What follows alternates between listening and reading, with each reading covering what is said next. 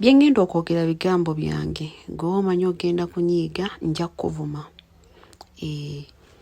Ntandise bwe ntyo kubanga akamanyiro ku TikTok kuno kangi ate nga bwe batuleetera ensonga zaabwe kati ffe tuli baddembe okuwa opinion yaffe. For the first time I'm going to be on Louis' side. Why? Nti bannange bw'oba omanyi tobeerangako na gurupu y'abawala nga gwe victim nga tebakwagala wabula nga baagala by'olina gw'olina owanika omukono. Mirembe, you may be blessed, you may be lucky, you may be shining, you may be every good thing in this world. Naye these chicks who are around you, they are not good. Njatandika ne Gloria oli owa bia. Gloria, wali onsambya nga weereza Mirembe message amugamba nnyabo nkwagala era mpa obudde twogere. Mbuuza, waliyo olunaku lwe basooka okwebaka bonna? Waliyo ngo batandika relationship yaabwe? Happy Home yaliyo era yamanya olunaku nsambya lwe yagamba Mirembe nti mwagala, maybe even the dates, even n'olunaku lwe beebaka bonna. Gwe Gloria olw'entegeera y'entono n'olowooza nti kati let me tell you something. Waliwo omuntu nga banange eno opinion nfuna. Waliwo omuntu nga endowooza eri slow oba nfuna. Cause tell me, oba otya eri gwe bikulemye okwogera gwe nannyini nsonga osindika nze nsome engeri gye mwawukanye ne bba wammwe. Bwe muddamu nzirawa kubanga omulimu gw'alina kubeera ku gundi ku channel yo simanya biki nga bakola ezo show ezitalina amakulu right now. Eyo nja tuukayo nayo.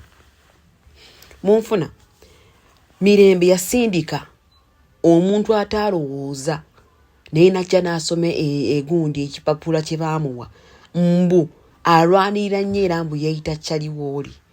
Mu nsi muno mulimu abantu nga bayuuza.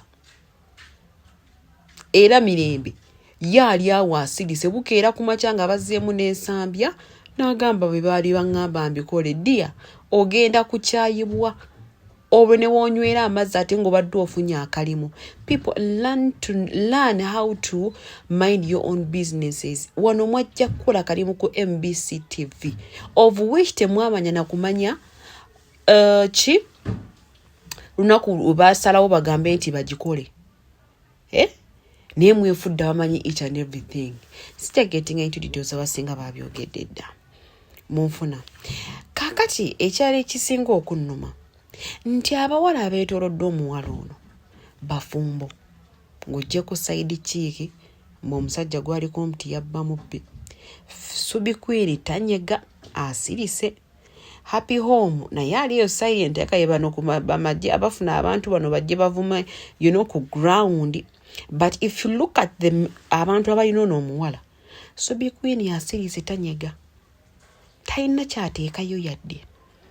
N'otunuulira Gloria yakazaala omwana mu musajja ali mu bufumbo. Ndabe ne kiripu emunga egamba yo omusajja okubanga amukuba tekimunobya. Kyokka yavaayo n'agamba nti Mirembe yavudde mu bufumbo lwa kumukuba.